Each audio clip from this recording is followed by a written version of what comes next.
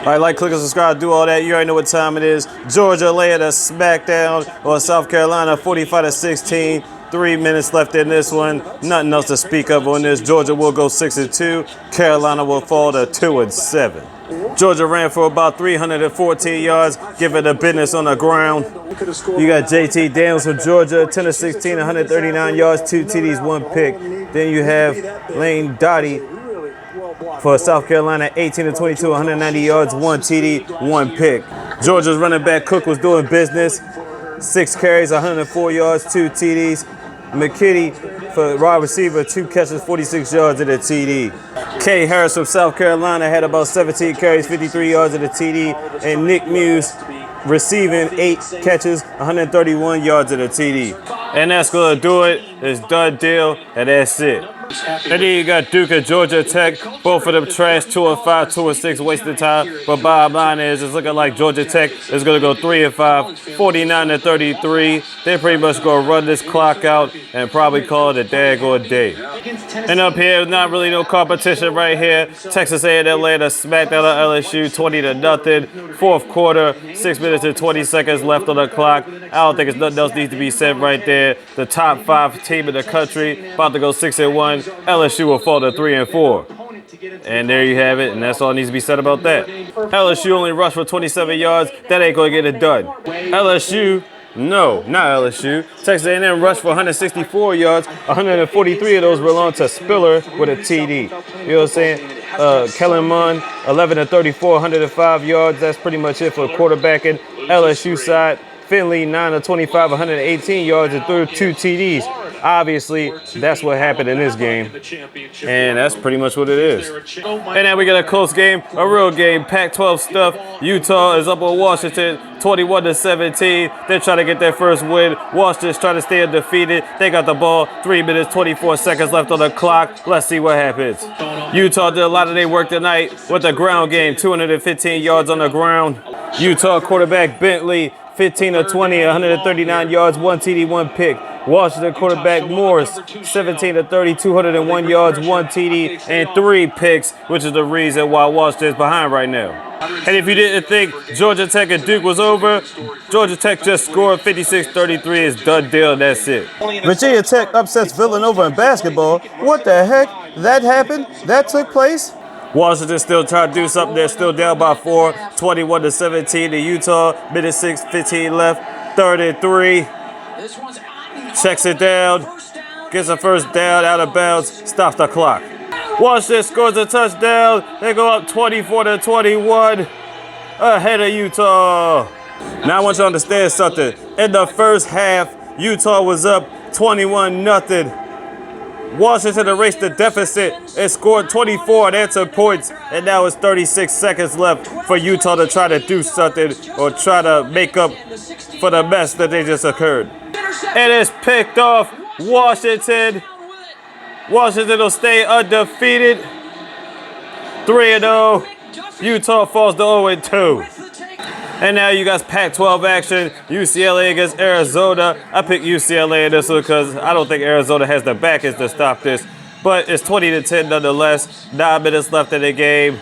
UCLA's got over 200 yards on the ground, giving business. Pluma for Arizona, 15-29, 136 yards. Chase Griffin for UCLA, 12-19, 129 yards and 1 TD. Whitley for Arizona has had 8 carries, 37 yards and a TD.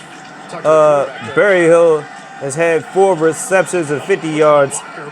And for Felton on UCLA side, 27 carries, 158 yards and a TD. And Brown had 2 catches, 26 yards and a TD for UCLA. And that's pretty much the deal, the superstars. No turnovers on either side. It's been a pretty clean game. A couple of extra penalties or whatever, but for the most part, it's pretty clean. Well, at least LSU scored, but bottom line is we're not going to waste any more time with this. We already know the results. Scores of right now, as you can see clearly. Arizona gets picked off UCLA with the ball again, and they're pretty much going to run this out. They still got time, but Arizona's only got 2 timeouts left, and I'm assuming UCLA is going to take this anyway, which I called the beginning of the game. Look at this. What was he thinking here? There was nobody there but Blue. All blue. Ridiculous. And then you got TCU taking on Kansas, bum-ass Kansas, 52-20 right now. I have no faith that they will come back in this game. It's a 32-point game. As you can clearly see, this abuse is being displayed. TCU ran 326 yards on Kansas. Kansas rushed for 6 yards this entire game. Clearly, rushing is not part of their repertoire. They passed for 214, but really, that's about it from Kansas. Now, Max Duggan for TCU, he only threw for 3 for 11, 96 yards, but he threw 3 TDs. Barlow had 8 attempts, 83 yards at a TD. Wells had about 2 catches, 70 yards and 2 TDs. Kansas, who was their quarterback? Kendrick. 10 of 15, 153 yards, 2 TDs and a pick. Pesek Hicken, whatever his name is. Anyway, he had 17 carries, 75 yards, and L. Grimm had 4 receiving and 72 yards and 2 TDs. So nothing was grim about him, but the rest of his team, you know, is grim. Kansas wasted their goddamn time.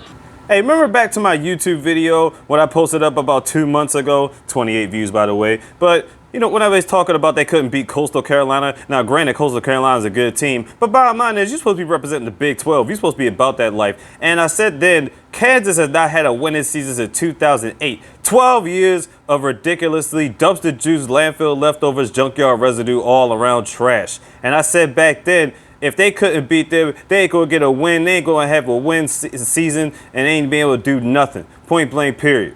And now 2 months later, as you can see, ain't a damn thing changed. They ain't going to have a winning season. Hell, they ain't even going to win a damn game. 0-7. Looking like complete trash. Like I said, they have not been popping since 2008, and they ain't going to be popping now. But enough of that trash right now. Let's see what UCLA and Arizona are doing. Looking like UCLA is trying to close the gap even more and finish it off with a TD, but we're going to see if they get in the end zone. A minute 44 left in the game.